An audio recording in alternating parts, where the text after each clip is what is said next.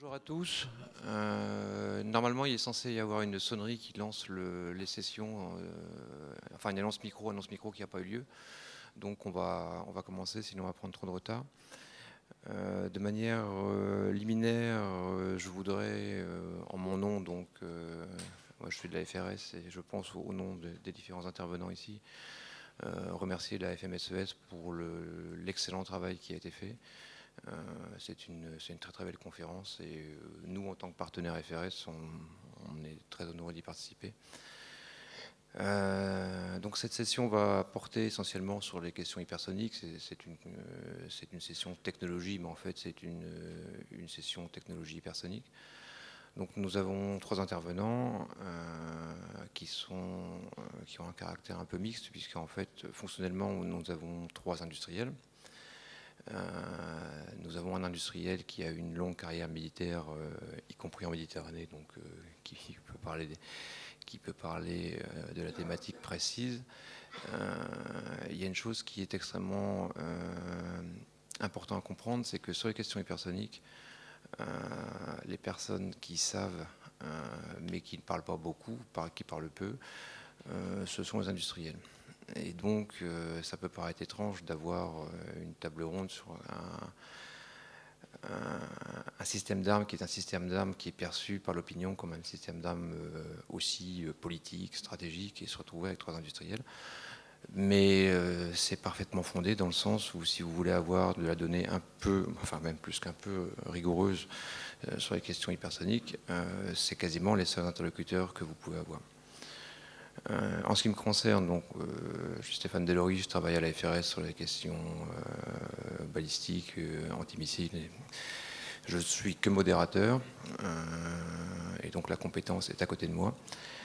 Et dans l'ordre des présentations, donc ici Laurent Duport qui travaille chez MBDA, alors je prends la bio, pardonne-moi Laurent.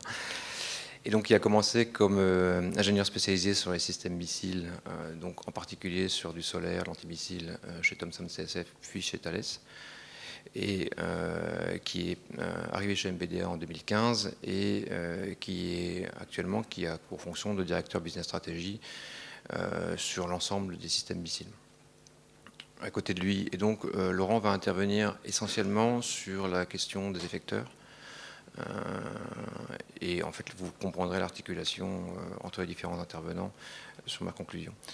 À côté de lui, l'amiral Duché, qui est conseiller défense chez Ariane Group, qui a une carrière longue et fructueuse, puisque commandant en seconde à SNA, commandant en seconde à SNLE, préfet maritime Atlantique, préfet maritime Méditerranée, et amiral, si jamais il y a des ajouts, parce que j'ai fait une synthèse, mais s'il y a des ajouts, n'hésitez pas. Voilà. Et enfin, Luc Dini, qui est donc directeur Business Development Missile Defense chez Thales, qui s'occupe beaucoup de questions antimissiles DMB, qui coordonne les activités de Thales au niveau de tout ce qui est radar, système d'armes C2, et qui est extrêmement actif aussi au niveau de l'OTAN. Et Luc a aussi une particularité, c'est que dans sa jeunesse DGA, il a aussi traité de questions qui étaient relatives par ricochet à certaines questions hypersoniques, puisque c'était lié à des questions de pénétration. Juste un point très très rapide sur ce dont on doit parler.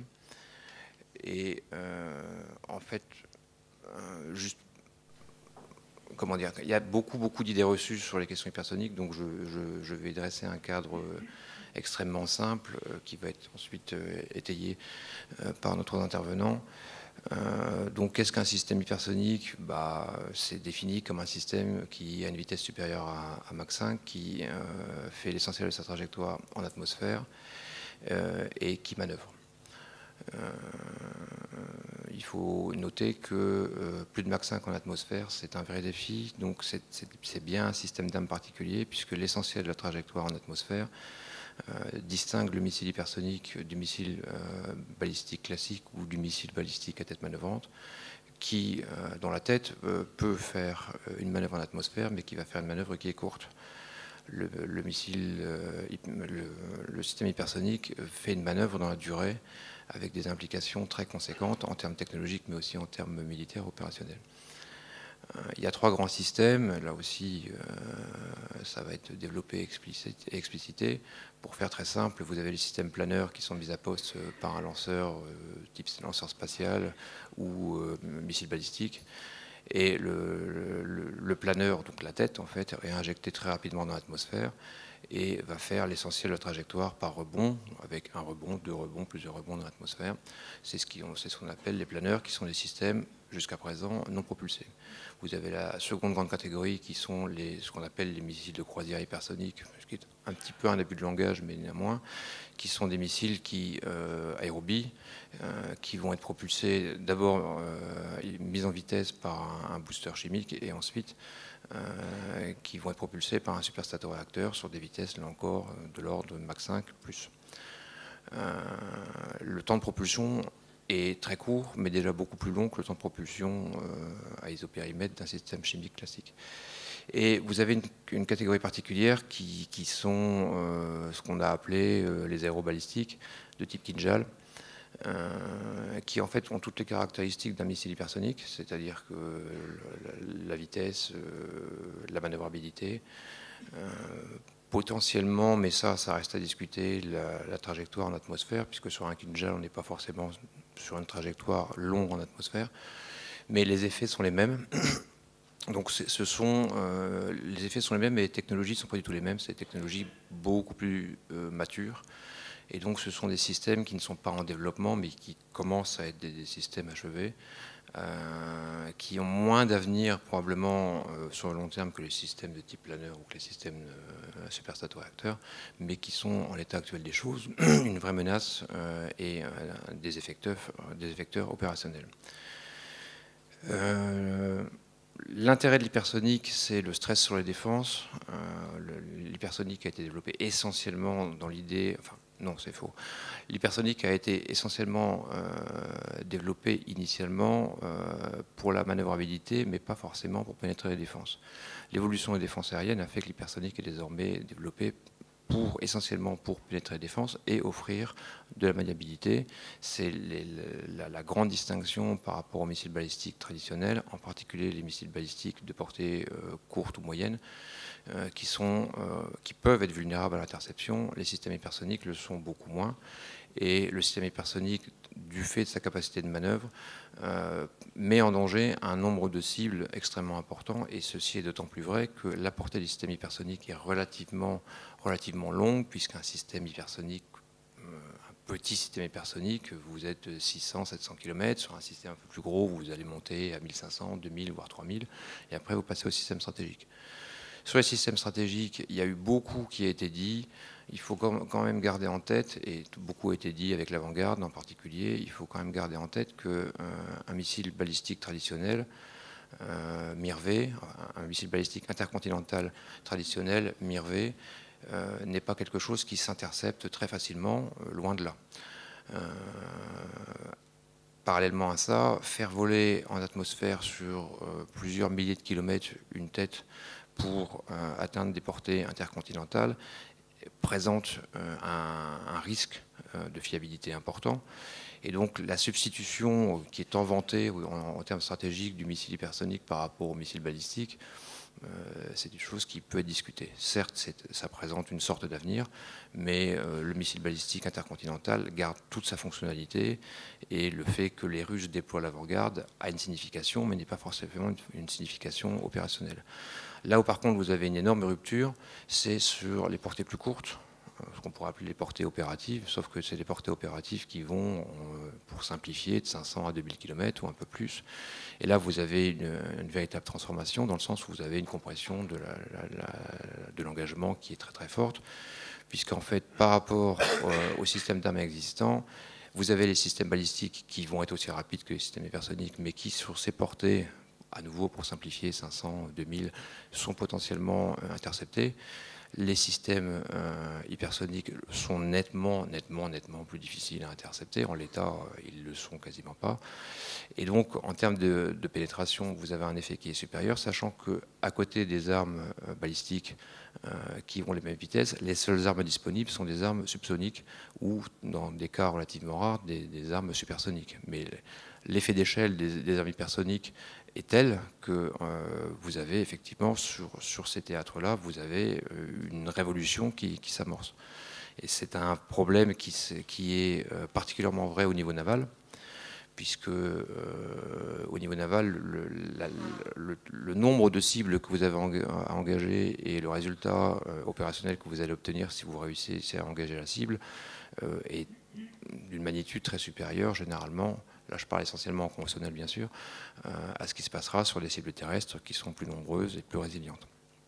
Et donc ça ramène le sujet sur comment l'hypersonique pourrait influer sur un théâtre qui est géographiquement plus réduit et plus contraint, donc l'espace méditerranéen. Quel est l'impact que ces systèmes pourraient avoir, en particulier sur un groupement naval ou sur un groupement aéronaval, sachant qu'il faut garder à l'esprit que la cible n'est pas forcément un porte-avions. Si on perd une frégate de défense aérienne, ça peut être tout aussi problématique que perdre un porte-avions. Donc vous avez une multiplicité quand même de vulnérabilités. À l'inverse, il faut quand même, et je conclurai là-dessus, à l'inverse, il faut garder à l'esprit qu'un groupement naval ou un groupement aéronaval représente une somme de capteurs et potentiellement une somme d'intercepteurs qui est considérable. Et c'est une cible mobile, ce qui exerce une très forte contrainte sur le missile hypersonique. Et la contrainte est sur le missile, puisqu'en fait le missile doit engager sa cible avec un capteur terminal. Il est aussi sur l'architecture, puisque le missile doit être guidé par une architecture déportée vers la cible qui est mobile. Et donc ça passe généralement par le spatial.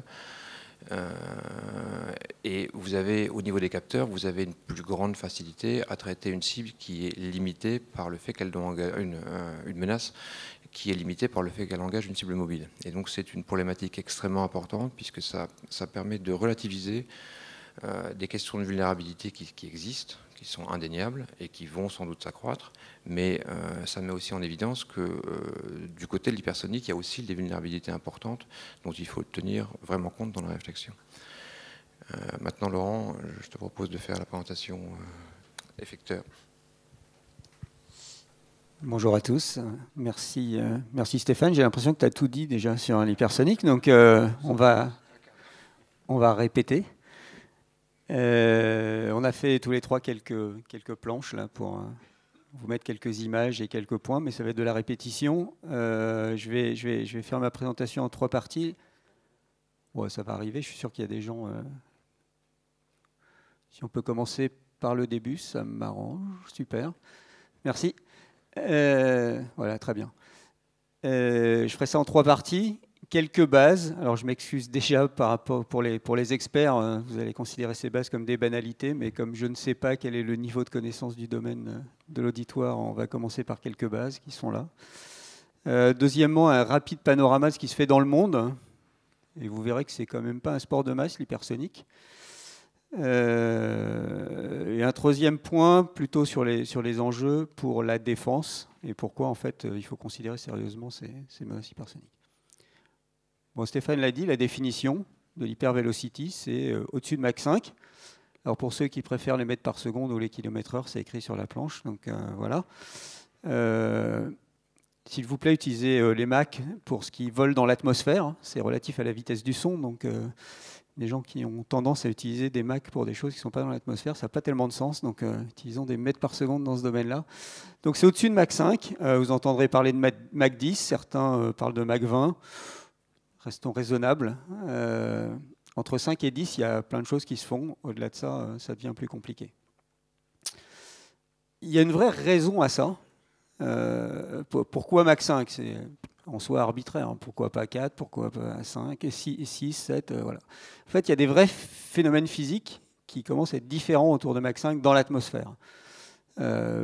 Principalement ce qu'on appelle la dissociation moléculaire, phénomènes aérodynamiques spécifiques, de couches limites, turbulences, etc. Donc ça apparaît à ces vitesses-là dans l'atmosphère. Alors, évidemment, pas toujours aux mêmes altitudes, mais ça apparaît dans l'atmosphère au-delà de Mach 5. Les plasmas, alors c'est souvent bien plus que Mach 5, mais là aussi à différentes conditions d'altitude.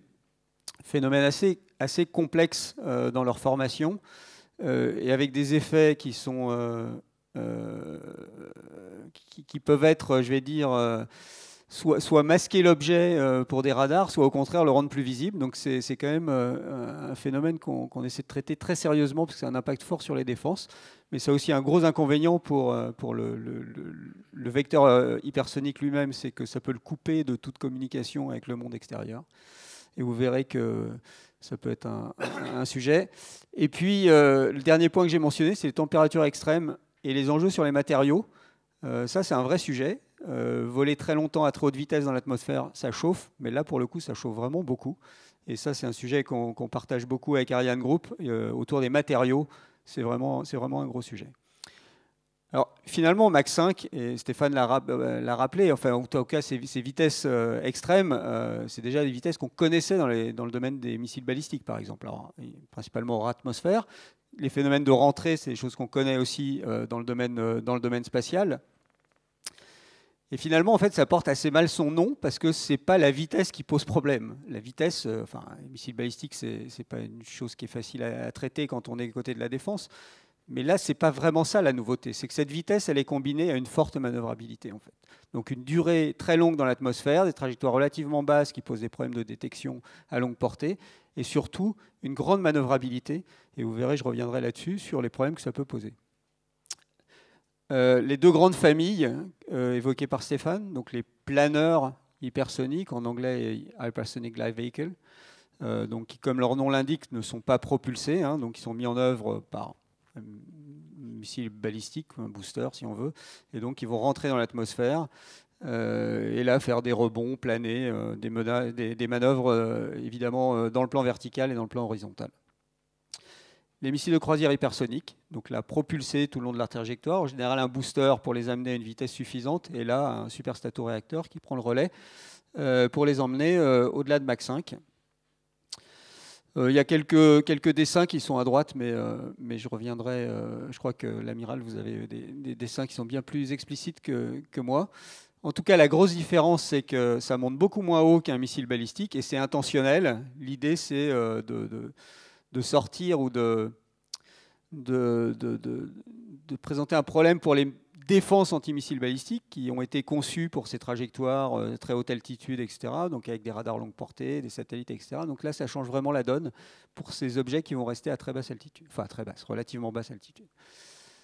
J'ai oublié de mentionner le petit dessin qui est en haut, là, pour me mettre dans le contexte de la Méditerranée. Mach 5, ça fait 30 minutes de... c'est pas exactement Tel Aviv à Gibraltar, n'y voyez aucune connotation technico-opérationnelle. C'est juste pour prendre la plus longue longueur. Donc 30 minutes à Mach 5 en moyenne. Évidemment, si c'est Mach 10, c'est encore moins. Donc vous voyez que ça contraint énormément quand même les temps de réaction. C'est un des enjeux. Quand on va le combiner à l'incertitude sur les trajectoires, vous voyez bien que ça pose de sérieux problèmes, de sérieux challenges en tout cas. Donc le pourquoi faire, initialement, oui, une réponse à ces défenses antimissiles balistiques qui sont conçues sur ce principe de trajectoire balistique, donc prédictible. Et là, il y avait un énorme avantage à pouvoir prédire la trajectoire. On peut faire tout son plan de défense. Je me mets du côté de la défense, là. Et donc tout ça, ça tombe un peu à l'eau par la manœuvrabilité et donc l'imprédictabilité de ces objets. Il y a une caractéristique qui est importante aussi, c'est la diversité des plateformes de lancement. Le missile balistique, on pense au Scud, ces camions là, c'est avec le lanceur, etc., assez peu mobile, donc très contraignant finalement. Là, on va parler de plateformes navales et de plateformes aériennes qui vont pouvoir lancer ces missiles-là. Et donc potentiellement de les employer depuis des positions qui ne sont pas un territoire bien identifié pour lequel on aurait établi un plan de bataille bien robuste. Dernier point, nucléaire ou conventionnel. Oui, c'est ce qu'on voit. Les Russes, très clairement, systématiquement disent que c'est les deux pour eux. Vous verrez que chez nous, on a une approche un petit peu différente. État des développements dans le monde. Alors, il faut reconnaître à la Russie d'avoir lancé la course. Je pense que c'est la première fois depuis la fin de la guerre froide que la Russie reprend une initiative de ce type avec une avance forte sur les États-Unis, enfin le reste du monde. Évidemment, il y a une réaction qui s'est opérée, des investissements maintenant massifs aux États-Unis, la Chine, on en sait moins, mais qui investit également. Mais la Russie a pris de l'avance. Alors la maturité, est pas, c'est un sujet dont on pourra débattre plus tard. Entre les planeurs et les missiles de croisière, les enjeux ne sont pas les mêmes, la maturité n'est pas la même. Mais voilà, les trois grands, c'est Russie, USA, Chine. Un peu de coopération avec l'Inde en ce qui concerne la Russie, dans la continuité de ce qu'ils avaient fait autrefois sur le supersonique avec le BrahMos. Voilà. En fait, ce qui est peut-être plus important, c'est ce qui est en bas. Royaume-Uni, Australie, et là, je n'ai pas besoin de vous faire un dessin immédiatement, vous faites le lien avec AUKUS et nos amis américains qui investissent massivement. Je ferme cette parenthèse. Et la France, où on a la chance, je pense, de connaître le sujet un peu mieux que beaucoup d'autres. Et là, je ne veux pas être ni prétentieux ni arrogant, mais il y a deux façons d'avancer sur des sujets comme cela, c'est de faire des études, des analyses, des restitutions, tout ça on le fait, mais surtout on passe à la pratique, puisqu'il y a deux programmes dont vous avez forcément entendu parler, la SN4G, donc le vecteur nucléaire aéroporté qui sera le successeur de la SMPA. Je ne vous donnerai pas de chiffre de vitesse, mais il paraît qu'il sera hypersonique. Et puis l'amiral vous parlera du démonstrateur VMAX. Là aussi, c'est la partie publique ou la partie émergée de l'iceberg, je dirais, pour un démonstrateur de planeur. Donc, on a, via ces travaux-là, maintenant une connaissance relativement fine des enjeux de l'hypersonique. Nous concernant sur la SN4G, les enjeux de la propulsion, de passer du stato-réacteur qu'on connaît bien avec la SMPA, etc., au super stato-réacteur, c'est un vrai challenge. Les matériaux, je l'ai mentionné, il y a des matériaux à inventer. Voilà. Il y a donc j'en ai parlé, des phénomènes aérodynamiques, donc il y a toute une aérodynamique qu'il faut repenser. Il y a maintenant des moyens d'essai importants qui sont en place. Chez MBDA, on a investi à Bourges sur un banc pour le super stato-réacteur. Il y a des moyens de calcul énormes. On est passé à une nouvelle génération de supercalculateurs parce que derrière, c'est de plus en plus de simulations. Donc en fait, on est maintenant dans la pratique, on comprend quels sont les problèmes, et je pense que c'est important pour pouvoir correctement apprécier en fait cette menace hypervéloce. Je peux vous faire monter le curseur sur cette menace à peu près où on veut. On peut se faire peur si on veut. C'est pas un sport facile. Aujourd'hui, il n'y a pas de prolifération des menaces hypersoniques. Vous avez vu les quelques pays qui sont en lice. Ça ne veut pas dire que ça n'arrivera pas, mais en tout cas, pour l'instant, c'est quand même un sport qui est réservé à quelques puissances qui ont la capacité à développer ces technologies, les maîtriser, des investissements lourds, etc. Voilà, on va passer à la suivante. L'enjeu pour les défenses. Donc j'en ai parlé, c'est la vitesse, oui, mais ce n'est pas forcément ça. Les altitudes de vol, donc des objets qui ne sont plus dans l'exo-atmosphérique, mais qui restent le plus possible dans l'atmosphère, dans des gammes d'altitude où on n'est pas très bien équipé, en fait, 40-80 km. Il n'y a pas grand-chose en termes d'intercepteurs qui fonctionnent dans ces gammes-là. La manœuvrabilité, qui induit cette incertitude et cette capacité de pénétration. Alors j'ai emprunté à des camarades d'IABG qui avaient présenté donc à la conférence 3AF IAMD à Nice en décembre dernier. Cette planche, alors, je ne prétends pas qu'elle est exacte, d'abord elle est belle, je trouve, et qui vous montre ce dessin qui est le premier point rouge à droite, qui est au-dessus de l'Ukraine. C'est une coïncidence, il n'y avait pas de... Là encore, n'y voyez aucune connotation technico-opérationnelle. Et vous voyez en violet, quand on détecte au-dessus de l'Ukraine, la gamme des possibles pour un planeur hypersonique qui rentrerait là et qui serait détecté là. Donc vous voyez que ça inonde à peu près toute l'Europe, quoi. Donc vous détectez au-dessus de l'Ukraine, vous ne savez pas où ça va arriver en Europe. Clairement, un missile balistique, dès sa fin de phase propulsée, alors quelques manœuvres finales, etc., mais on sait où il va aller, donc on peut s'y préparer. Là, on n'en sait rien. Et vous voyez même que très tardivement, il y a encore beaucoup de possibles, là dans le vert, etc. Donc cette incertitude, c'est un vrai problème pour la planification de la défense quand on est en face. On travaille beaucoup chez MBDA sur ce qu'on appelle les plans d'engagement. Hein. Vous avez un intercepteur ou plusieurs intercepteurs positionnés à différents endroits. Comment vous y prenez pour correctement les utiliser et vous protéger. Aujourd'hui, on travaille massivement sur l'intelligence artificielle pour résoudre ce problème-là, qui est vraiment un problème complexe pour lequel on n'a pas d'expérience aujourd'hui. Compression des temps de réaction. Donc vous avez vu tout à l'heure ces échelles de temps. Effectivement, c'est également un problème. J'ai marqué poursuite continue. J'aborderai, et je pense que l'amiral et Luc aborderont l'importance du segment spatial. On va avoir du mal à traiter ça simplement à partir du sol ou de la surface. On aura très vraisemblablement besoin d'une alerte spatiale, mais aussi besoin d'un tracking spatial. Missile balistique, on avait une alerte spatiale, on pouvait, après la fin de boost, prédire la trajectoire. Là, évidemment, vous voyez bien, on ne peut pas la prédire, donc il va falloir continuer à poursuivre jusqu'à ce que des radars soient apportés. Et la difficulté d'interception, je ne vais pas trop parler encore des intercepteurs, mais effectivement, c'est aussi un challenge, et je reviendrai tout à la fin. Le contexte naval, qui nous intéresse ici. Donc il y a une spécificité évidente du domaine naval, c'est que les cibles sont mobiles. Et ça induit quand même pour l'attaque, pour ces vecteurs hypersoniques, une difficulté. C'est d'avoir une connaissance du mouvement de la cible et à la fin d'accrocher la cible, de se loquer sur la cible et de pouvoir l'atteindre. Là aussi, c'est pas facile. Alors, j'étais un peu catastrophé hier quand j'ai entendu chef d'état-major de la marine nous dire que pour savoir où était le porte-avions, il regardait sur Internet.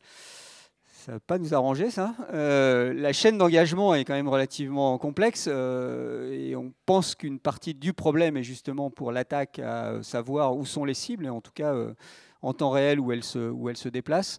Le deuxième point, c'est qu'intégrer le senseur qu'il faut vraiment tout à la fin pour aller détecter la cible et s'accrocher dessus et l'atteindre, c'est pas non plus facile. En fait, ces objets-là, à cause de l'aérodynamique, des températures, des matériaux, etc., c'est pas un bon gros missile anti-navire pépère dans lequel, comme notre Exocet, dans lequel subsonique, dans lequel on a la place d'intégrer un autodirecteur puissant, etc. C'est très contraint, ces objets, ils sont très contraints par l'aérodynamique, et donc c'est pas très simple d'y installer les bons senseurs. Voilà. Et le dernier point, c'est que c'est pas non plus hypersonique tout le temps. Là aussi, le vecteur, il a quelques contraintes physiques, et puis ces contraintes de détection de la cible, qui en général vont l'obliger à ralentir, plutôt dans le bas de l'hypersonique, voire franchement dans le supersonique. Et là aussi, pour une défense terminale, c'est quelque chose qu'il faut exploiter. Quand on fait de la défense de territoire, évidemment, il faut l'intercepter dans toutes ces gammes de vitesse, mais pour le naval, on peut au moins, dans les années qui viennent, espérer que sur vraiment une défense ponctuelle terminale, on va avoir des solutions qui auront à faire face à une menace qui n'est plus hypersonique. J'ai mentionné ici deux initiatives de défense contre les missiles hypersoniques. Alors il y en a plus que ça aux USA, mais il y a un programme qui s'appelle le GPI, donc pas GBI, mais le Glide Phase Interceptor, hein, évidemment, sur lequel ils ont déjà commencé à investir des milliards. Et puis, comme sur la slide précédente, c'est un peu ce qu'il y a à la fin et en bas qui est important. Ce n'est pas le moment le plus agréable pour moi, mais il faut que je vous parle de Twister, dont vous avez peut-être entendu parler. Donc Twister, c'est l'initiative européenne pour développer une défense contre les missiles hypersoniques. Sujet qu'on a identifié en 2017, alors parce que la Russie était très claire sur ses intentions en termes de développement de missiles hypersoniques, mais aussi parce qu'en 2017, il y a la PESCO, hein, structure permanente de coopération européenne qui est née. On sortait de 15 ans d'antimissiles balistiques français avec l'Aster Block 2 chez MBDA, l'Exoguard chez Ariane Group, beaucoup d'études, beaucoup de simus, mais pas beaucoup de réalisations, enfin bref. Et en tout cas, pas beaucoup de perspectives d'avoir un programme national financé pour développer ça. Donc on a exploité, je vais dire, en fait, cette conjonction d'événements, de cette menace qui devenait de plus en plus crédible, et puis une opportunité européenne. Et vous savez que pour MBDA, évidemment, on pense être assez bien outillé pour développer ce genre de choses. Une opportunité européenne pour se lancer dans ces développements. Ça a bien marché, ça a pris. Hein. Il y a eu un sujet PESCO qui a été poussé par la France. Très tôt, on a eu un fort soutien de nos autorités pour aller dans cette direction. Un débat un peu difficile avec l'OTAN, mais où on expliquait qu'en fait, on amenait une capacité supplémentaire qui serait coordonnée, mise au service par les nations dans l'OTAN. Voilà, enfin, tout ça, ça a vécu bien. Le projet a été bien monté. 2 piliers, un volet spatial, un pilier intercepteur. Il manque un truc évidemment au milieu, mais c'est vraiment les 2 briques qui sont essentielles et nouvelles dans le domaine. Voilà. Et alors là où ça devient un peu désagréable pour moi, c'est que malheureusement MBDA qui a monté ce projet depuis le début, on a perdu cette compétition là très, très récemment. Il y a un consortium concurrent qui s'est monté et qui a gagné, cette compétition. C'est pas fini. D'abord, ils ont gagné. On a quand même une très bonne idée de la complexité qu'il va y avoir à réaliser ce programme pour eux. C'est une première phase. Il y a une deuxième phase en 2024. Et sur le fond, un intercepteur contre des missiles hypersoniques, honnêtement, chez MBDA, on n'a jamais fait. Et c'est probablement l'intercepteur le plus complexe qu'on aura à faire. Enfin, c'est une complexité qu'on n'a jamais adressée aujourd'hui. Et là encore, je ne veux pas être arrogant. Il est peu probable que cette compétence existe ailleurs en Europe que chez MBDA. Donc, je veux dire, sur le long terme, on pense qu'on va revenir dans la course. En tout cas, on fait tout pour. Et plus sérieusement, parce qu'il y a un vrai besoin. Hein. Là encore, je ne veux pas faire monter le curseur de la menace trop, mais on voit bien quand même que cette menace est crédible. On la développe et on sait à peu près où ça peut aller. Et donc, il va falloir se doter d'une certaine capacité de défense. Voilà. Juste pour conclure, j'espère que je n'ai pas été trop long. Donc, pour conclure très rapidement, donc, c'est clairement pas un sport de masse aujourd'hui et c'est pas une menace proliférante. Hein. On n'est pas dans la situation des Scud, etc., qu'on trouvait un peu partout. Donc, c'est pas du tout ça. Il y a cette variété des plateformes de lancement qui est quand même un sujet, c'est-à-dire qu'on n'est pas dans une capacité, enfin, c'est beaucoup moins statique que l'était la défense contre les missiles balistiques, où on pouvait s'organiser, etc.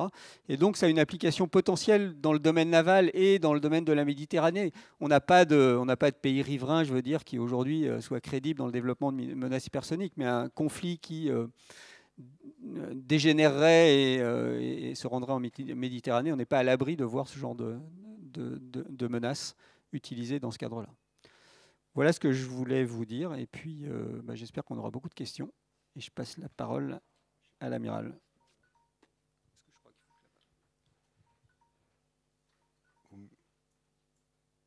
Bon. Vous n'avez pas les planches suivantes, là ? Bon, le temps que les planches arrivent... Ah bah non, c'est pas ça.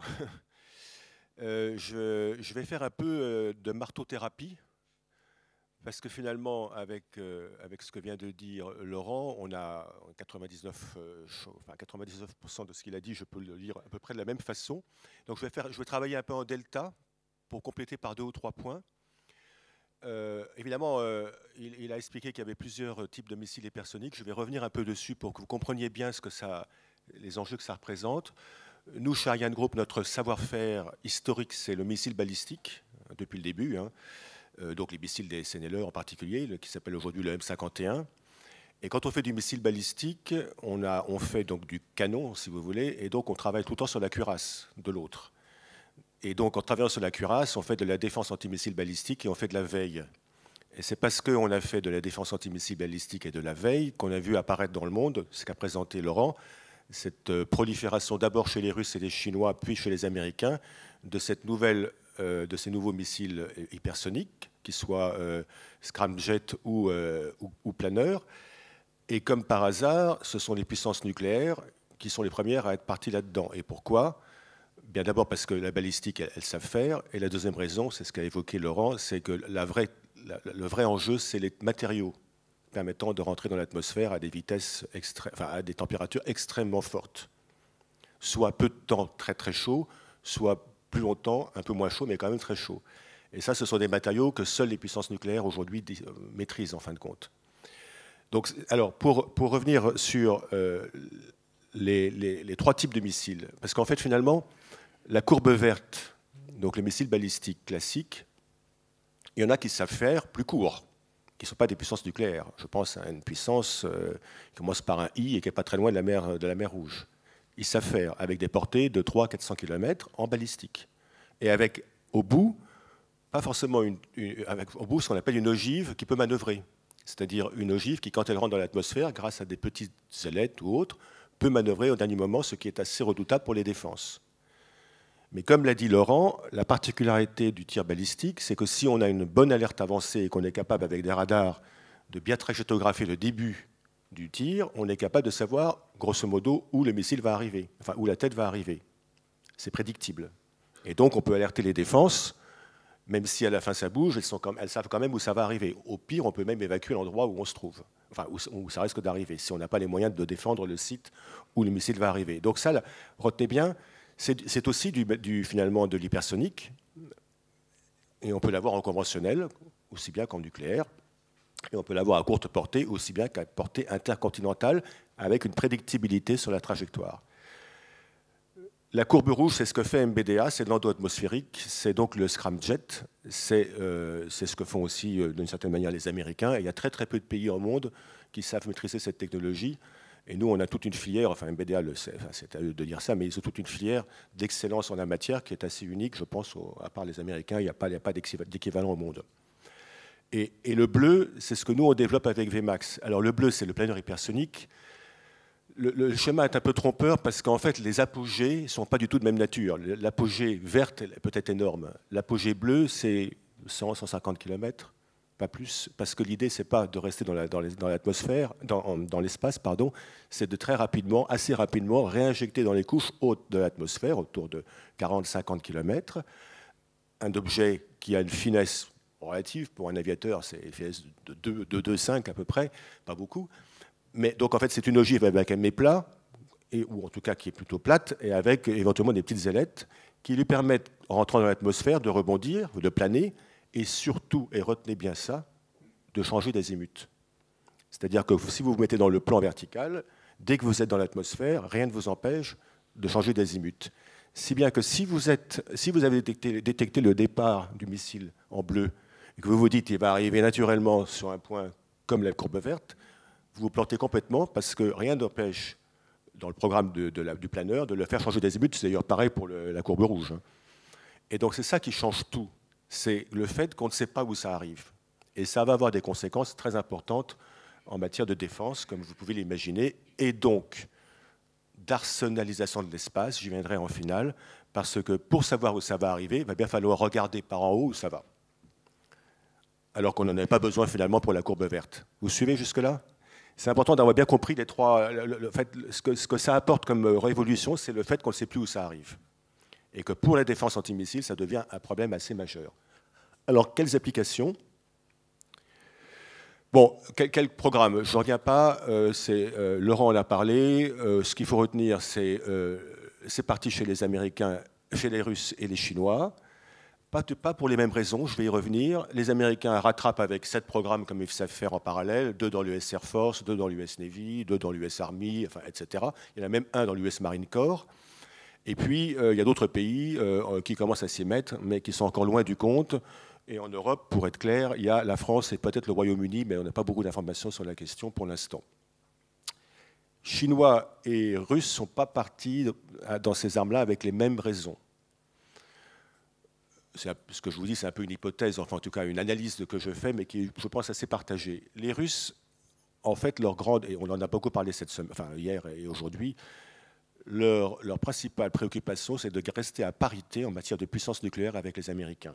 Or, cette parité, nombre de têtes, etc., a été un peu perturbée par le fait que les Américains ont développé une défense antimissile balistique performante, puissante. Et la façon de contrer cette défense antimissile, c'est l'avant-garde. L'avant-garde, c'est ce fameux planeur que vous voyez, enfin, il n'y a pas d'image, mais que vous voyez objet 4202, s'il y a une petite image. C'est un planeur qui envoyé par un ICBM, donc un énorme booster, qui peut faire le tour de la Terre. Alors, on n'a pas le droit, normalement, de mettre d'armes comment dirais-je, en orbite, mais ça permet, par exemple, à ce type de système de partir de Russie, de passer par l'Amérique du Sud et de remonter vers l'Amérique du Nord, alors que tout le système américain est vers le Nord. Et donc c'est une une arme de découragement stratégique. C'est dire, OK, vous avez développé votre GBI, un partout la balle au centre, moi j'ai de quoi le contourner. Et donc je rétablis la parité. Voilà, ça c'est plutôt la position russe. La position chinoise, c'est beaucoup plus du déni d'accès. Et les Chinois, ils font plus finalement du vert, ils font du vert et du bleu, mais ils font du vert pour faire du déni d'accès clairement en mer de Chine, où ils vous disent c'est chez moi, et donc tout bateau qui reste, enfin tout bateau, toute force navale qui rentrerait s'expose à se faire taper par ce type d'armes. Et ils font aussi du bleu, donc le planeur. Donc pour simplifier, le vert c'est le DF-17, le bleu c'est le DF-21, le DF-26. Et on suit leurs essais, ils sont plutôt bien avancés, mais exactement comme le disait Laurent, ça demande des contraintes de relocalage en vol par satellite, comment dirais-je, parce que la tête ne voit rien quand elle rentre dans l'atmosphère, de communication, etc. Ça sera plutôt Luc qui parlera de tout ça, qui sont extrêmement compliqués. Autrement dit, certes, c'est une arme nouvelle, c'est un game changer, avec une vision clairement du côté chinois, plutôt déni d'accès, du côté américain, du côté russe, plutôt rétablir la dissuasion, découragement stratégique. OK, c'est un game changer, comme on dit en anglais, mais comme tous les militaires qui sont dans la salle le savent, quand on développe un canon, on développe une cuirasse, à chaque fois. Nous, les marins, on sait très bien que quand on a eu les missiles de croisière, on a commencé à créer des shafts, etc., de la guerre électronique et ainsi de suite. Et donc, c'est exactement aussi ce que disait Laurent, ces missiles, on les connaît parfaitement, on connaît leurs faiblesses et leurs points faibles, puisqu'on les développe. Et donc, on commence aussi à développer la cuirasse, pardon, évidemment. Et il y a pas mal de solutions. Et une fois encore, pour terminer sur cet aspect, ce n'est pas donné à tout le monde. C'est vraiment d'une complexité de grande puissance. Et plutôt de puissance habituée à ce genre de choses, donc les puissances nucléaires, globalement. Ça ne veut pas dire qu'il faut minimiser ce risque à terme, parce que, et je vais y venir pour terminer sur les applications pour la Méditerranée, avec à côté cette fois-ci un peu plus opérationnel, issu de mon ancienne casquette de SecMed. J'ai essayé de réfléchir un peu, à l'époque quand j'y étais, on n'en parlait pas trop de ce genre de choses, maintenant on en parle beaucoup plus, et je me suis dit, par rapport à ce que j'ai vécu, qu'est-ce que ça peut impliquer comme problème? Alors, je vous ai dit en gros que quand on a des missiles dont on ne sait pas où ils vont, planeurs où on ne sait pas où ils vont, la grande puissance qui veut savoir où ils vont parce qu'ils veulent les intercepter, ou en tout cas, au pire, évacuer les sites où ça va taper, ils vont vouloir regarder vers le bas où va le missile. Donc ça veut dire que les Américains, et c'est l'image en bas à droite, ils ont déjà un programme militaire très lourd, très cher, de constellations militaires, de satellites regardant vers le bas, d'observation, en infrarouge, ce qui n'est pas simple parce que c'est sur fond de terre, pour pouvoir tracer. Alors l'alerte avancée va dire où ça part. Ce qui est important, c'est que où ça part, ça signe aussi l'agresseur. Et c'est super important d'avoir une alerte avancée qui tienne la route, mais ils veulent surtout savoir où ça va arriver. Et donc ça a pour effet quasiment direct de multiplier les constellations d'observation vers le bas, sans compter les constellations civiles avec des passagers militaires, pour avoir plus de résilience. Et donc, si vous avez plus de constellations, vous avez naturellement du côté de la cuirasse quelqu'un qui va avoir envie éventuellement de les détruire, ou en tout cas de les aveugler pour qu'elles ne voient pas ce qui se passe. puisque sans comment dirais-je, sans ces constellations, votre planeur, le but c'est qu'il soit quasiment impuni par le fait qu'on ne sait pas où il arrive. Si vous avez une constellation qui voit où il arrive, pour la défense, ça revient à peu près à la case départ. Donc en fait, l'idée, ce serait d'aveugler, de détruire ces constellations. Donc vous avez naturellement une course à l'arsenalisation de l'espace induite par ces planeurs. J'en viens à la Méditerranée pour faire un focus. Laurent a montré les distances. On a suivi pas mal d'essais de planeurs dans le monde. On a suivi un essai d'un planeur américain, je ne donnerai pas le nom, mais 4000 km, Mach 10 de vitesse, en moyenne. Arrivée Mach 7, précision métrique, cible fixe évidemment. Et donc ça rentre totalement dans l'esprit des Américains du Global Prompt Strike. C'est exactement ça, c'est comment surprendre l'adversaire, comment le détruire en premier avant même qu'il ait le temps de réagir. Parce que 4000 km à Mach 10, ça doit faire quelque chose comme 15 minutes ou 18 minutes. Voilà. Et donc ça, on sait faire, on saura faire. Évidemment, ce que vous devez comprendre, c'est que, en tout cas pour ce qui concerne les planeurs hypersoniques, la portée est directement liée à la taille du booster, à la taille de la fusée derrière. Plus vous avez une grosse fusée, plus vous allez loin. Plus vous avez une petite fusée, moins vous allez loin. C'est assez logique. Et donc vous pouvez avoir, comme l'a dit aussi Laurent, sur tous les porteurs ce type d'armes. Gros avions, gros missile qui va loin. Rafale, un missile qui va moins loin, mais qui va quand même assez loin. Sous-marin, s'il a des tubes lance-torpilles, ça ne va pas tellement loin parce que le tube est contraint. S'il a une tranche, comme les Américains ont, de tubes verticaux, ça va beaucoup plus loin, etc. Bateaux de surface, les Américains ont prévu de mettre ça sur les Zumwalt, donc ainsi de suite. Et puis, il y a l'US Army, mais ça sur TEL, donc sur des... TEL, ça veut dire... transporteur, érecteur, lanceur. Voilà, c'est ça, sur gros camions. Donc tout est possible. Et donc, ça dépend simplement, c'est très modulaire. À la limite, vous avez votre planeur, c'est le même pour tout le monde, à part quand même que s'il va plus loin, il va plus vite, et donc il chauffe plus, et donc il faut quand même que le matériel puisse supporter. Mais après, en fonction de la taille du booster, vous pouvez adapter à tous les systèmes d'armes, à tous les porteurs. Donc, je reviens à ma Méditerranée. En Méditerranée, pour l'instant, tu l'as dit, pas vraiment de pays riverains qui disposent de cette technologie. Même si elle risque de proliférer. J'ai parlé tout à l'heure d'un pays qui commence par I et qui se termine par N et qui est le patrimoine de la mer Rouge. Ils ont cette techno déjà. Et il faut bien d'ailleurs comprendre que les discussions qu'il y a eu à l'époque sur les affaires de nucléaire, elles n'étaient que sur le nucléaire et que pendant ce temps, ce pays a continué à avancer sur le balistique de façon déterminée. Et une fois qu'il aura les deux briques, il les assemblera. Donc ça peut proliférer. Mais il y a les autres, les grands. Alors les grands, donc russes, chinois, américains, ils sont nos alliés, mais plutôt russes, chinois aujourd'hui, ils ont ce système d'armes, c'est clair, opérationnel. Alors, vous allez me dire, ouais, mais on n'a pas beaucoup vu ça en Ukraine. C'est vrai, on en a quand même vu, beaucoup plus que ce qui est dans la presse. Malheureusement, les chiffres sont protégés. Ça marche beaucoup mieux que ce qu'on a dit aussi. Pas parfaitement, mais ça marche beaucoup mieux que ce qu'on a dit aussi. Mais ils gardent quand même leurs bijoux de famille, entre guillemets, parce qu'ils n'en ont pas tant que ça. Ils ne savent pas combien de temps la guerre va durer, mais ils en ont. Et le premier message qu'ils ont fait, c'est un message. Les messages, quand ils en ont envoyé, c'était des. En fait, je crois qu'il y en a 2 officiels, au moins 6 dans la presse, ouais, à peu près. Dans la presse ouverte, je dis. Ouais, la presse ouverte, j'en ai vu 6, moi. Mais bon, c'est un message de découragement stratégique. C'est de dire, attendez, j'ai ça, j'en ai d'autres. Le jour J, je peux en envoyer beaucoup plus. Il faut penser ça comme ça. Il faut essayer de comprendre cette grammaire. Bon, donc ils en ont. Et les Chinois en ont. Alors, la Méditerranée, c'est quoi le problème ? D'abord, c'est les distances. Ce n'est pas un scoop de vous dire que tout est proche. Et que donc, toute côte est proche d'une flotte disposant de ce type de moyens. Et tout pays riverain est capable de faire une bulle à 2AD s'il dispose de ce type de moyens qui touche quasiment la mer Méditerranée dans son ensemble.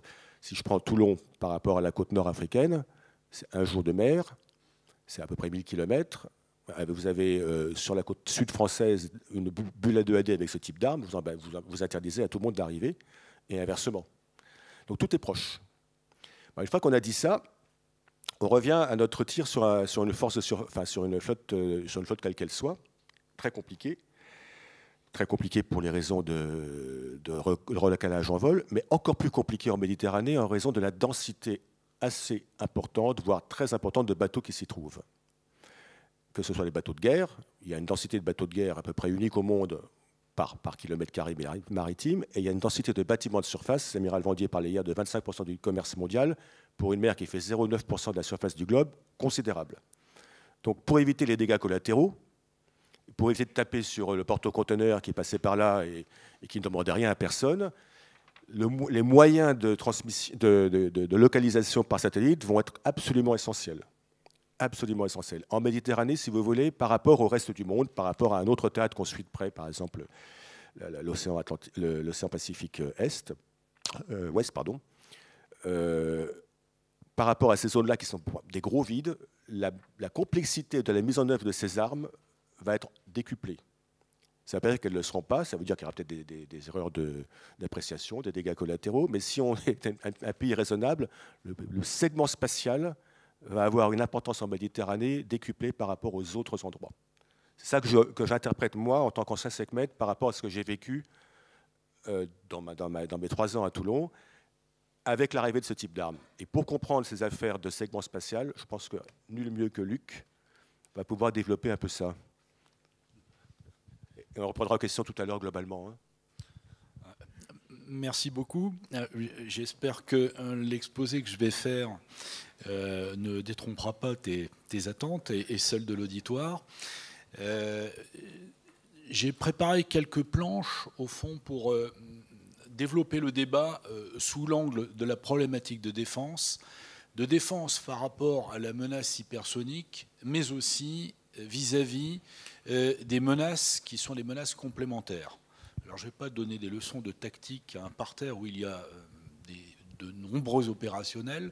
Je ne suis qu'ingénieur, mais je vais essayer d'expliquer au fond quels sont les leviers qui peuvent être utilisés du côté assaillant et ceux qu'on peut mettre en œuvre du côté de la défense afin de garantir au mieux les capacités de détection et d'alerte par différents moyens, la maîtrise des plans d'engagement et de la précision de ces engagements, parce que c'est un des points difficiles avec cette menace hypersonique et les capacités de manœuvre qui ont déjà été évoquées, et donc décrire finalement la cohésion d'un dispositif de défense, comment le maintenir vis-à-vis d'un ensemble de menaces.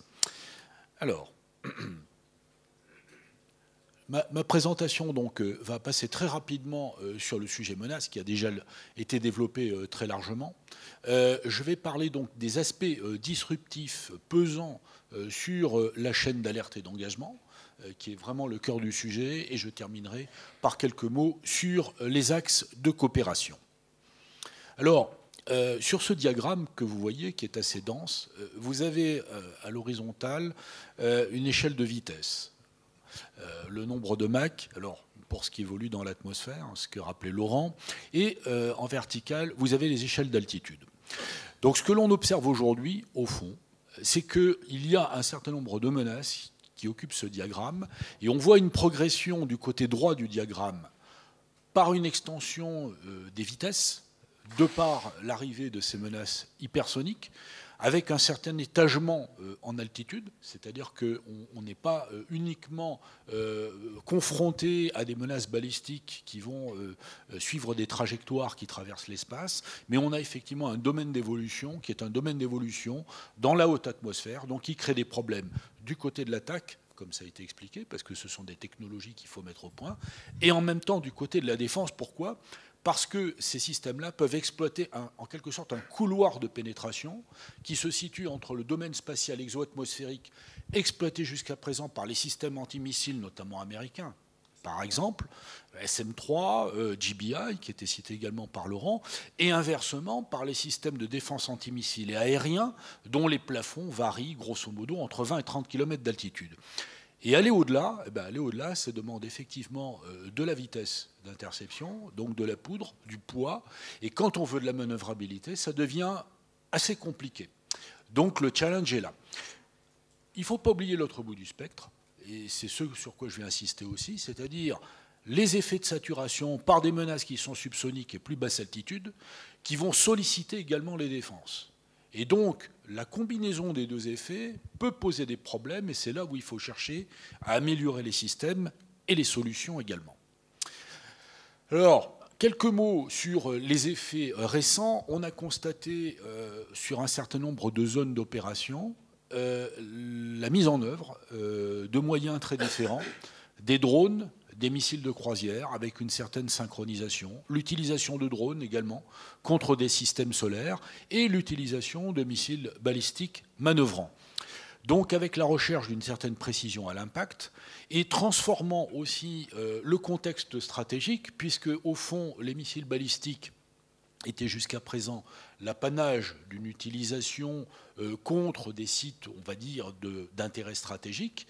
Et là, le degré de précision change la donne et donc permet d'envisager l'utilisation de ce type de vecteur dans un contexte anti-force. Et donc il y a un changement de contexte qui est en train de s'opérer aujourd'hui. Donc c'est là où effectivement on voit émerger également les nouvelles doctrines. Alors, la doctrine russe, hein, on a parlé de la 2AD, etc. L'utilisation donc de missiles balistiques contre des sites qui peuvent se déplacer, la mobilité, et donc par définition contre des objectifs navals. Il en ressort un certain nombre de réflexions qui ont été évoquées lors notamment de colloques. Laurent citait la conférence IMD de 3F qui a eu lieu au mois de décembre de l'année dernière à Nice. Je signale d'ailleurs que la prochaine est programmée au mois de juin de l'année prochaine à Porto, au Portugal. Et donc ça réunit un certain nombre d'experts. Et les enseignements qui avaient été tirés des échanges, c'était de dire il faut des défenses plus flexibles, plus adaptables. D'ailleurs, quelque part, ça rappelle les propos de l'amiral Vendier hier. Hein. Soyons adaptables, réagissons rapidement. Voilà. Avoir une défense réactive, adaptative, c'est ce dont je vais vous parler. Système de défense et senseurs sur 360 degrés, composante spatiale. Donc on voit qu'il faut ouvrir le champ d'observation et de poursuite et améliorer aussi les intercepteurs. C'est le sujet qui est évoqué tout à l'heure quand on a parlé de Twister. Augmentation du domaine de vol, système d'engagement ou plan d'engagement intelligent. Voilà, il faut jouer, au fond, sur tous les leviers. Alors, sur la planche d'après, que je vais résumer très simplement, à gauche, vous avez les menaces saturantes. Les menaces saturantes, elles ne sont pas forcément rapides, mais elles vont mettre à profit de la furtivité, de la faible vitesse, l'utilisation des masques, et elles vont solliciter la défense parce qu'elles vont mobiliser un certain nombre de moyens.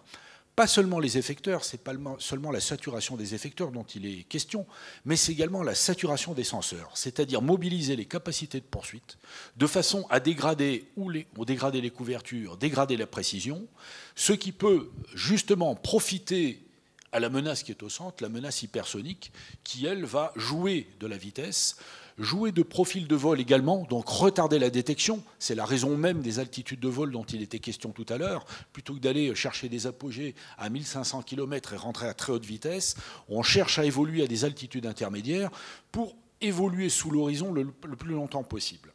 Donc, au centre, menace hypersonique, effet de vitesse, effet de manœuvre, détection tardive, dégradation de la précision de poursuite. Et enfin, à droite, il ne faut pas oublier la guerre électronique, les moyens de brouillage, voire les moyens de leurrage, quelques enseignements restants, l'utilisation de leurre actif, par exemple, par des missiles balistiques manœuvrants, c'est un sujet un peu nouveau et qui vient donc là aussi s'ajouter aux soucis du côté des systèmes de défense. Comment ? Parce que ça va créer de la confusion également dans les plans d'engagement. Vous avez déjà un souci de manœuvre, savoir où va la menace. Si en plus elle génère des trajectoires possibles, il va falloir les traiter avec les moyens de poursuite et donc être capable de suivre tout le monde et d'anticiper le lieu d'arrivée. Alors, cette planche-là est censée représenter certaines de ces problématiques, situations élémentaires, dans un cas naval. Alors, vous avez un groupe naval, il faut avoir un petit peu d'imagination. En haut à gauche, vous avez les problèmes qui sont les problèmes de brouillage. Utilisation de brouilleurs à grande distance, face, je dirais, à des radars, par exemple, opérant dans différentes fréquences. Donc l'objectif, c'est quoi ? C'est de créer des zones masquées, de retarder la capacité de détection par le groupe vis-à-vis de différentes menaces. À droite, il est question justement de ces fameuses menaces subsoniques. Alors le problème dans cette affaire-là, c'est qu'on sait les détecter, on va les détecter, elles volent bas, donc évidemment, il y a des effets d'horizon, etc. Le problème va être d'utiliser au mieux le dispositif de façon à éviter les effets de saturation, c'est-à-dire la mobilisation trop grande de certains des moyens en termes de capacité de poursuite électronique, qui peut jouer de façon défavorable ensuite si on a affaire tout d'un coup à des menaces qui sont assez furtives et qui arrivent à grande vitesse et qu'il va falloir détecter et accrocher loin. Donc, un des problèmes, effectivement, c'est de résister à cet effet d'aspiration des ressources électromagnétiques par l'effet de nombre de missiles subsoniques qui sont bien entendu menaçants, qui sont peut-être moins sophistiqués que les missiles hypersoniques, mais qui vont créer une ambiance, s'ajoutant peut-être à la guerre électronique, qui va créer peut-être un couloir, un tunnel, si vous voulez, par lequel les menaces hypersoniques pourraient s'engouffrer. Et c'est le point numéro 3 que l'on voit ensuite, où là, la question qui se pose effectivement, c'est un raid de missiles hypersoniques qui peut utiliser et mettre à profit, ce que j'expliquais juste avant, c'est-à-dire des zones de saturation qui mettent en défaut, qui retardent la détection et la poursuite par les systèmes d'engagement et dont on peut tirer profit grâce à la vitesse et la furtivité. Et là, il faut chercher des solutions, et c'est ce que je vais expliquer après, qui vont permettre, c'est des espèces de barres bleu pâle que vous voyez, ça va être de renforcer la capacité de poursuite par des engagements coopératifs où certains moyens radars qui ne seraient pas utilisés a priori, compte tenu de leur position géométrique, etc., vont être sollicités pour accélérer finalement les conditions d'engagement, de poursuite et améliorer la précision tout de suite face à ces menaces ultra rapides.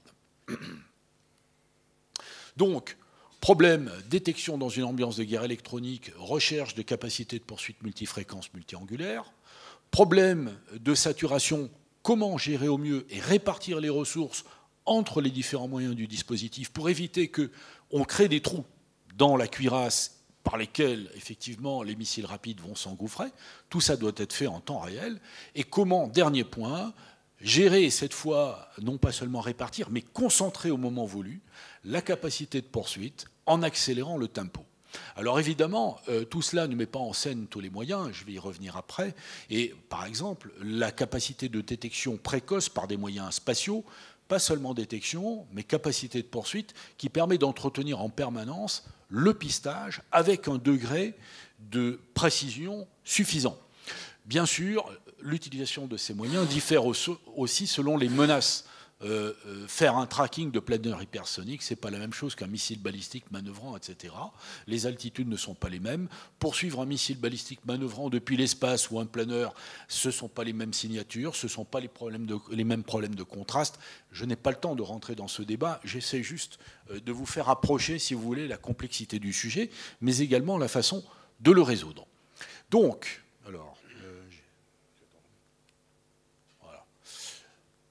Donc, je voudrais dire quelques mots alors tout ça, ce sont que des petites icônes, quelques images. Nous avons aujourd'hui des moyens qui sont des moyens performants en cours de qualification, avec par exemple de nouveaux radars à antenne active, donc, très précis, qui, combinés à des missiles, par exemple comme l'Aster, vont donner a priori de bons résultats face à une certaine gamme de menaces.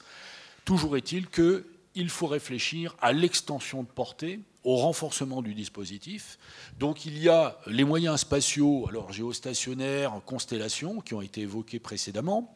Il y a l'ajout de nouvelles fréquences et pourquoi pas de l'utilisation de l'UHF qui permet de la détection à plus grande distance, qui peut s'ajouter aux fréquences, je dirais, plus hautes et plus précises dont on dispose déjà, lesquelles peuvent bénéficier aussi d'amélioration de la densité des antennes, donc plus de précision, donc plus de gains et donc de portée.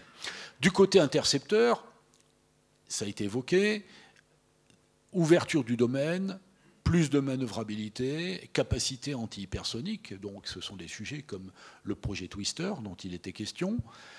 La gestion ultra rapide, ce que l'on appelle la gestion dynamique, donc des ressources, c'est du maillage, c'est du réseau, donc il faut des moyens de communication à faible latence qui sont évoqués également sur cette planche, qui sont très importants pour permettre des échanges non pas seulement à haut débit, parce qu'à la limite, gérer de la ressource et optimiser le fonctionnement entre différents senseurs et systèmes, ça ne demande pas forcément énormément de débit. Ce qui génère du débit, au fond, ce sont par exemple les plots, les informations très précises qu'on fait circuler. En revanche, établir un dialogue, qui est un dialogue en dessous de la seconde, qui va permettre aux différents centres de commandement naval, mais aussi aux senseurs, de communiquer très rapidement entre eux et d'harmoniser leur schéma d'engagement et de le faire varier, C'est-à-dire l'incertitude que l'on subit du fait des missiles hypersoniques renverser également la tendance et créer l'incertitude vue de l'attaquant qui, au fond, ne va pas savoir également quelle plateforme va le prendre à partie à quel moment. Donc c'est ça aussi l'intérêt de la gestion dynamique, qui est une des solutions auxquelles on s'intéresse. Donc, au fond, face à des menaces multiples, des trajectoires multiples, il y a un certain nombre de moyens qu'il faut explorer, de technologies, de leviers, pour compléter la capacité de défense, la rendre plus réactive, plus efficace, plus précise, face aux menaces nouvelles.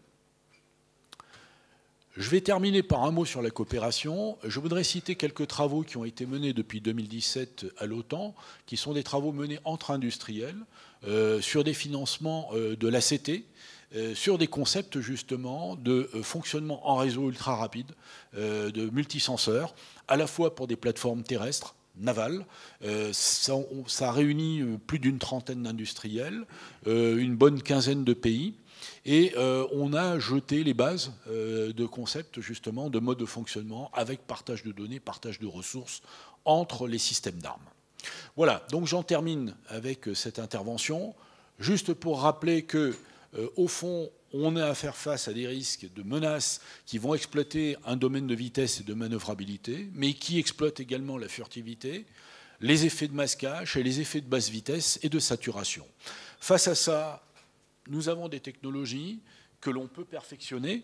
Il y a les senseurs, il y a les effecteurs, il y a la mise en réseau et l'optimisation des ressources et des données partagées entre systèmes. C'est le combat collaboratif, c'est l'amélioration de l'interopérabilité. Et tout ceci, bien sûr, doit pouvoir être envisagé en coopération, parce que le nombre de plateformes reste limité. Donc il faut un effet de masse, il faut un effet de diversité. Et une des conclusions qu'on avait tirées entre industriels européens, c'est qu'évidemment, nous avons une grande diversité qui nous est reprochée parfois, multiplicité des armements, des senseurs, etc. Mais peut-être pourrait-on aussi exploiter cette diversité pour créer plus d'incertitude vue de l'adversaire, car il ne saura pas, au moment voulu, s'il va être pris à partie par le senseur, le système de droite, le système de gauche, et on peut mélanger tout ça et créer la confusion. Merci.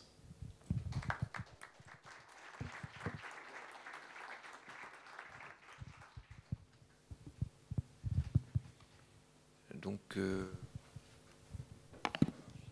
oui, merci. Comme vous pouvez le constater, ce que je vous disais initialement, à savoir que poser la question aux industriels est quand même un bon moyen d'avoir une bonne réponse, a été clairement mise en évidence. Je ne vais pas épiloguer sur ce qui a été dit parce qu'on n'a pas beaucoup de temps. Donc, ce que je propose, c'est que vous posiez vos questions de toutes sortes. Et commençons par... Et si vous pouvez vous présenter, Amiral. Oui, je suis l'amiral Païta. Et on avait identifié chez MBDA une étude de la Rand Corporation en 2015-2016 qui évoquait l'idée d'une interdiction d'un banc des technologies hypervéloces. Alors évidemment, un traité d'interdiction, un banc de l'hypervélocité, ça ne gênerait pas les pays qui commencent par un I et qui se terminent par un N ou qui ne respectent pas le TNP. En revanche, ça pourrait contraindre, si on le fait dans l'esprit justement du TNP, ceux qui ne seraient pas dotés. Parce qu'à ce moment-là, et c'est bien l'esprit, c'était dans la conclusion de cette étude de la Rand Corporation, il y aurait quelques États dotés qui auraient donc en quelque sorte la permission de développer ces armes et tous les autres qui subiraient l'interdiction. On avait craint en 2020-2021 que les travaux s'accélèrent sur ce banc. Je voulais savoir si vous avez des nouvelles. Je ne sais pas, Amiral, si vous voulez... Moi, à ma connaissance, les travaux ne s'accélèrent pas et au contraire sont arrêtés. Enfin, il y a plus de... On avait l'Allemagne, par exemple, qui était très favorable à ça. Aujourd'hui, on n'entend plus les Allemands sur la ligne. Hein. Et je pense que là, l'Ukraine ouais, un peu gelé toutes ces idées-là. Maintenant, la question reviendra probablement un jour. Et en France, on voit bien qu'on a de bonnes chances quand même de pouvoir faire partie de ce club qui pourrait être très fermé. Et que c'est quand même un enjeu stratégique pour nous de continuer à avancer. Exactement. En fait, on avait un peu anticipé ce risque. C'est une des raisons de VMAX, en fait. VMAX est un démonstrateur, mais ça a vocation à donner à la France la technologie avant la conférence d'examen qui va être repoussée, je pense. Et donc, on avait anticipé ça. Et c'est pour ça que tout décalage de ces programmes pourrait être un risque, en fait, parce que nous, on va faire du conventionnel avec VMAX, hein, c'est bien inscrit comme ça, comme les Américains d'ailleurs le disent aussi, ils font du conventionnel avec leurs planeurs. La SN n'est pas concernée parce qu'on est État doté, donc c'est autre chose, mais il ne faut pas qu'on se fasse piéger. Et c'est une des raisons du fait que le quai suit ça avec beaucoup d'intérêt aussi, beaucoup de soin, parce que il peut y avoir une réaccélération, mais l'Ukraine, effectivement, pour l'instant, je pense, a calmé un peu les velléités d'un certain nombre de pays et des armeurs. C'est ça la bonne nouvelle, en fait, entre guillemets.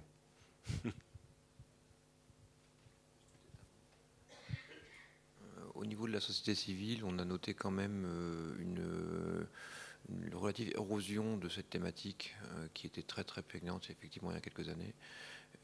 Ça commence tout doucement à s'atténuer et d'une manière générale, l'étude de la ronde a été quand même très très mal accueillie. D'autant plus qu'il y a quand même beaucoup de pays qui aspirent à maîtriser cette technologie d'une manière ou d'une autre.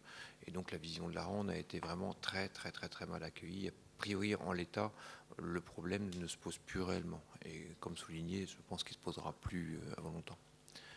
D'autres questions? J'en prie.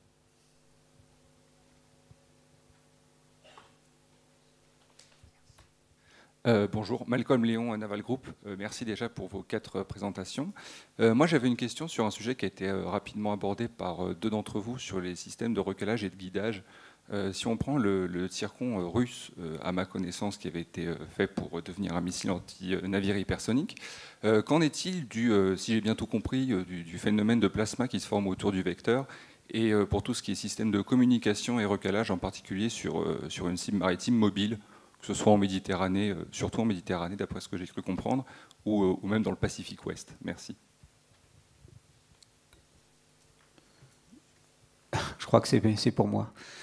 C'est pour moi et je ne suis pas expert. Je suis pas expert dans le domaine. J'ai vaguement évoqué les questions de formation de plasma.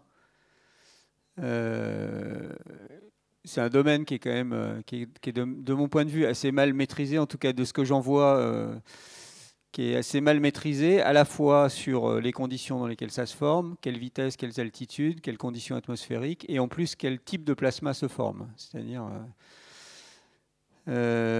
donc vous amenez une réponse très précise, ferme sur finalement est-ce que ces objets ils sont systématiquement coupés de toute communication pendant une phase de leur vol ou pas.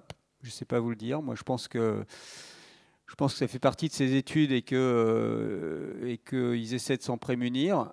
Ça intervient quand même sur des vitesses relativement hautes, d'après ce que je sais aujourd'hui. Donc ceux qui restent en dessous des Mach 7, Mach 8, je pense, sont à peu près en général dans des conditions où il n'y a pas de plasma qui se forme. Donc ils peuvent garder un lien de communication et ils peuvent éventuellement aussi avoir un senseur électromagnétique qui fonctionne, hein, puisque lui-même serait affecté par la création de ce plasma. Il y a une image que je n'ai pas commentée sur mon slide, mais que vous avez probablement notée, qui est une petite image, qui est une image chinoise, qui est sur Internet, hein, d'un porte-avions sur des rails, qui n'a pas été développé dans le cadre du développement des missiles hypersoniques, qui a été développé dans le cadre des développements de ce qu'on appelle les ASBM, les anti-ship ballistic missiles. Donc en fait, cette question-là, elle a déjà été considérée, elle a déjà été traitée auparavant. Maintenant, l'intégration de moyens de communication, de senseurs dans un planeur hypersonique ou dans un missile de croisière hypersonique, c'est, comme je l'ai dit tout à l'heure, c'est extrêmement contraignant. L'objet, il est très contraint par son aérodynamique. Il faut garder ça en tête. C'est pas très simple d'aller mettre au bon endroit les objets qu'on voudrait y mettre, soit pour de la communication, soit pour de la détection. Il y a quand même un facteur qui milite en faveur de l'hypervelocity par rapport à la mobilité, c'est que vous raccourcissez les temps. Donc pour une cible mobile, bah, évidemment, le temps étant raccourci, le temps entre le tir et l'atteinte de la cible étant raccourci, la capacité à s'être déplacé est plus faible. C'est une banalité, mais ça va jouer forcément dans la recherche de la cible. Voilà ce que je pouvais dire en gros. Je n'ai pas de réponse plus précise que ça, mais voilà. Je vais essayer de compléter un peu d'un point de vue un peu plus opérationnel. En fait, j'ai dit que les Chinois faisaient du délit d'accès et de l'interdiction, en gros, de porte-avions en mer de Chine méridionale, pour les raisons que vous connaissez bien. C'est très compliqué, parce qu'on étudie ça très près. C'est très compliqué. Donc, ce qu'ils font comme missile pour ça, c'est les DF-21 et le DF-26 qui est en développement, qui sont des missiles balistiques. Ce n'est pas des planeurs. Et le DF-17, en gros, c'est un planeur. Et ils développent un peu les deux technologies en anti-navire. Et elles n'ont pas les mêmes problèmes. Parce que le planeur, il va planer longtemps, et là, il y aura des affaires de plasma probablement, et en plus, il ne va rien voir pendant longtemps. Donc lui, il faut qu'il ait une connexion permanente avec des satellites pour lui dire où aller. Parce que le bateau, il bouge. Et quant à par contre, le missile balistique, lui, il voit assez longtemps, et il ne voit pas pendant les quelques minutes qui restent à la fin. À la fin, quand il pénètre dans l'atmosphère, là, il ne voit plus rien. L'autodirecteur est totalement aveuglé. Donc c'est plutôt plus favorable. Sauf que pour qu'il fasse ça, il faut qu'il soit lui-même averti de la position du bateau. Donc ça repose la question de l'espace, et ça pose pour une puissance comme la France la question de l'autonomie stratégique dans la connaissance des constellations. C'est ce que le CDE, le commandement de l'espace, fait, avec des moyens provenant de différentes entreprises. Je crois qu'il y a Safran, il y a nous pour la partie télescope, il y a l'ONERA avec le radar graphe, etc., qui permet à la France d'avoir une situation à peu près complète, et elle sera de plus en plus complète, des satellites d'observation. Une fois qu'on a ça, c'est déjà très important, parce qu'on sait qui passe à quel moment au-dessus de vous. Il faut quand même bien se rendre compte que demain, je crois que c'est l'amiral Vendier qui l'a dit, tout sera vu, sur terre comme sur mer, sauf sous la mer, amiral, et nous serons les derniers survivants, les sous-mariniers, parce que là, pour le coup, on n'a pas encore trouvé le moyen d'aller détecter un sous-marin par les moyens satellitaires actuels. Et donc, tout se verra, mais tout pourra être dénié. Toutes ces informations vues pourront être déniées. Toujours pareil, canon, cuirasse. Il y a plein de façons, je ne veux pas les détailler ici, mais vous les imaginez très bien, avec les technos qu'on a et dont tu as un peu évoqué. Hein. Il y a plein de façons d'aveugler un satellite. Mais encore faut-il, quand on l'aveugle, de savoir où il est quand il passe. Et une fois qu'on l'a aveuglé, eh ben, le canon, il est aveugle, il ne peut plus rien faire, il tombe dans l'eau. Donc en fait, il faut réfléchir à ça. Il faut prendre en compte la menace, évidemment. Il faut prendre en compte la façon dont l'autre va utiliser la menace. Et pour ça, il faut développer la même menace. C'est ce qu'on fait en France en particulier, parce qu'on ne peut pas, et c'est ce que BDA fait pour la partie satellite-réacteur, et nous, on le fait pour la partie plutôt semi-balistique. Mais quand on développe cette menace nous-mêmes, on sait ce que l'autre fait, et on peut comme ça la contrer beaucoup plus facilement. Vous voyez, et en fait, les marins le savent très bien, on a trouvé plein de parades pour se débarrasser des missiles de croisière classiques. Enfin, pour s'en débarrasser, pour essayer d'éviter la saturation, pour les leurrer, etc. C'est pareil, là, on va trouver la même chose, on va trouver d'autres choses différentes. Mais il faut y réfléchir tous les jours et il faut anticiper. Et pour anticiper, il faut déjà connaître. Et pour connaître, il faut avoir une situation spatiale indépendante. Parce que le fait d'avoir un CDE qui a des moyens indépendants, ça lui permet quand même de remarquer qu'avec les coopérations qu'il a avec d'autres, tout ne lui est pas donné. Et pour qu'il puisse avoir un poids, il faut qu'il puisse dire « écoute, je vois que tu ne me donnes pas tout ». Et à ce moment-là, la coopération s'améliore, si vous voyez ce que je veux dire. Voilà, donc c'est important de connaître d'abord, et donc c'est un coup complet tout ça, tout ce que je vous explique. Hein. On ne peut pas avoir des effecteurs twisters ou autres si on n'a pas la connaissance, c'est-à-dire si on n'a pas les coms, le réseau C2 qui va bien, etc. Entre le CDE, le CDAOA, le CPCO et les forces déjà, et puis, sur les forces sur le terrain. Et il faut que les bateaux ou les forces terrestres sur le terrain aient aussi des moyens de relocalisation, type radar ou autre, permettant de vérifier que le satellite, donc le CDE dit qu'il passe à tel moment, c'est bien celui-là qu'on voudrait aveugler, et pas un autre. Vous voyez? Donc c'est un coup complet. Peut-être que tu veux compléter, non? Bon, voilà. Une question encore, s'il vous plaît? Oui. Sorry that I have to speak in English because my French is very poor.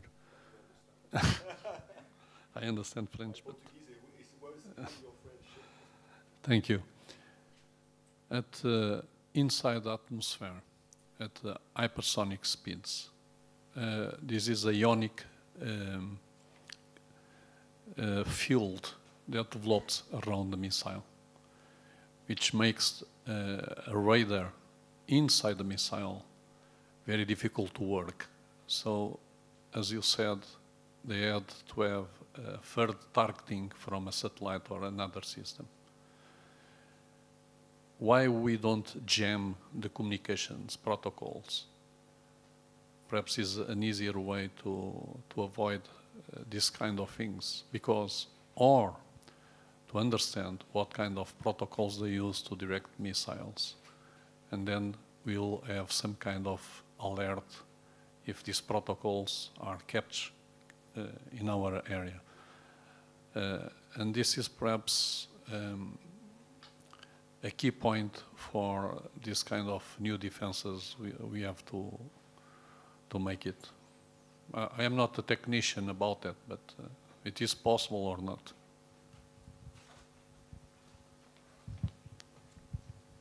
I don't have specific answer to that question, and obviously this is a point to look at.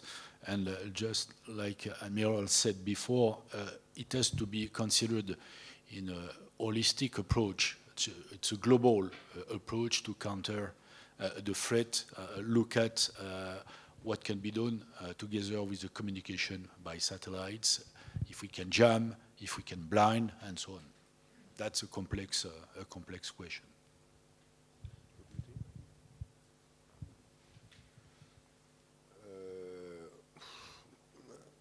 Nothing to add, because we are discovering day after day a lot of new things with the new kind of weapons. And the only point I have, I'm sure, is that if we have not a comprehensive approach, taking into account everything, the jamming, even sometimes very simple techniques like stopping everything on board your ship, etc. You know, if we have not a global approach, I think we will not face correctly the problem. And so we are trying now to understand how the gun is working, and we know quite well because we built this kind of gun to develop the shield, the appropriate shield. Towards the gun, and this shield could have different faces, electronic, a lot of things, in fact, passive, active, etc. But it's really a domain where we are thinking a lot today, and without all the answers, clearly.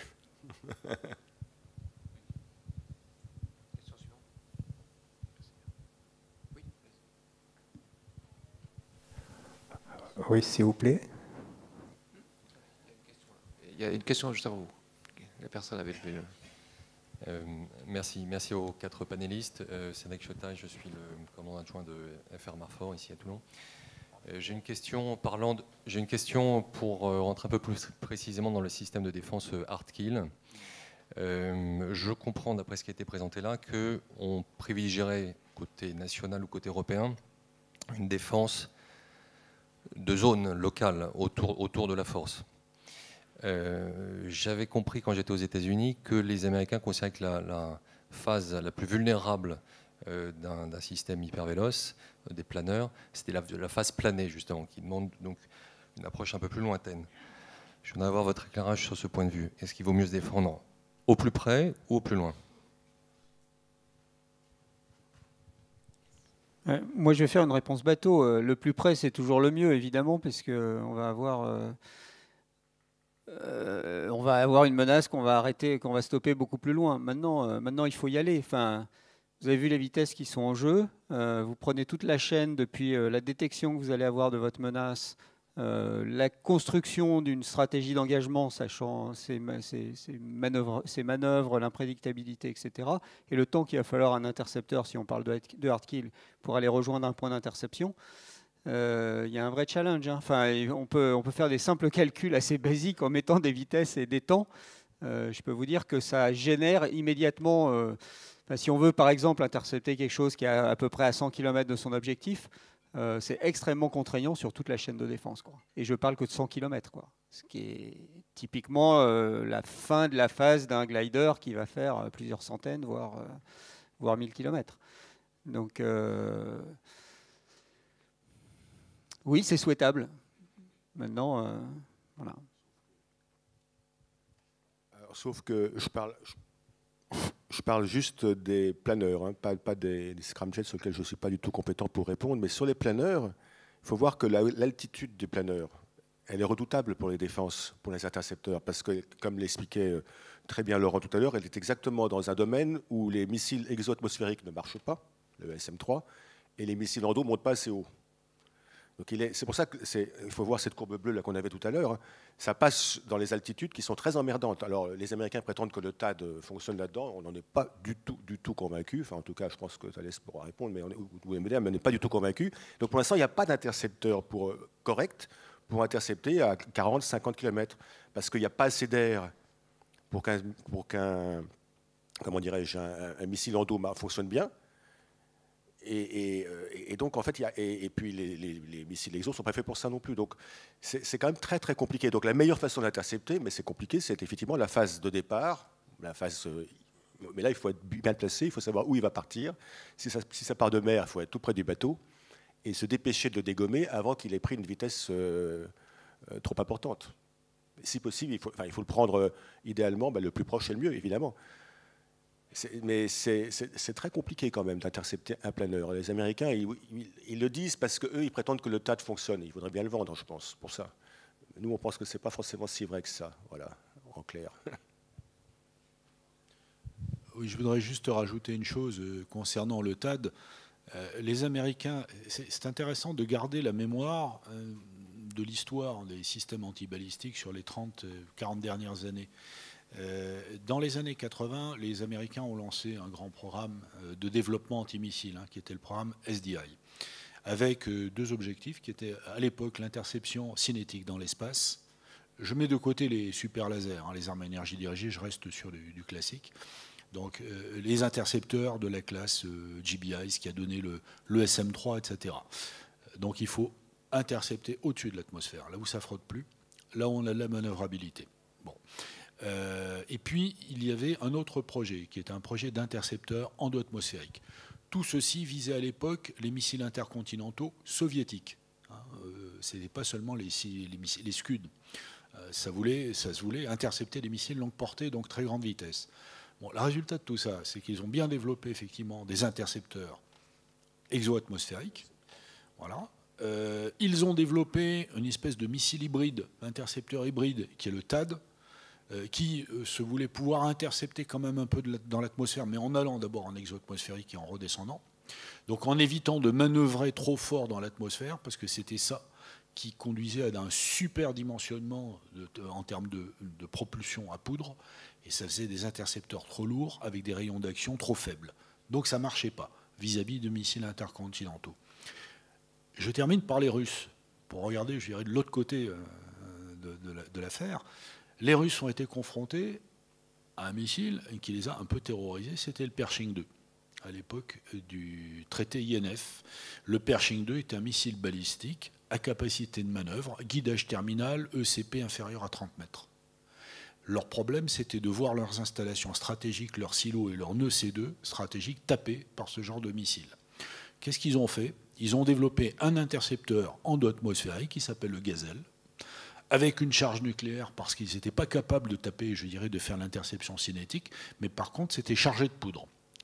Bon, il n'y a pas de solution idéale, et si on veut du rayon d'action, il faut quand même rester suffisamment léger, donc voler suffisamment haut à des altitudes intermédiaires, mais ça ne permet pas, comme le disait Laurent, non plus d'atteindre des gliders à des centaines et des centaines de kilomètres. Donc il y a des compromis à trouver. Malheureusement, on doit terminer parce que vous avez un banquet à midi, un banquet d'accueil ou de départ, pardon. Donc je vous remercie beaucoup et puis j'espère que l'année prochaine on aura l'occasion de recommencer si nous sommes invités par la FMSES. Alors, avec plaisir.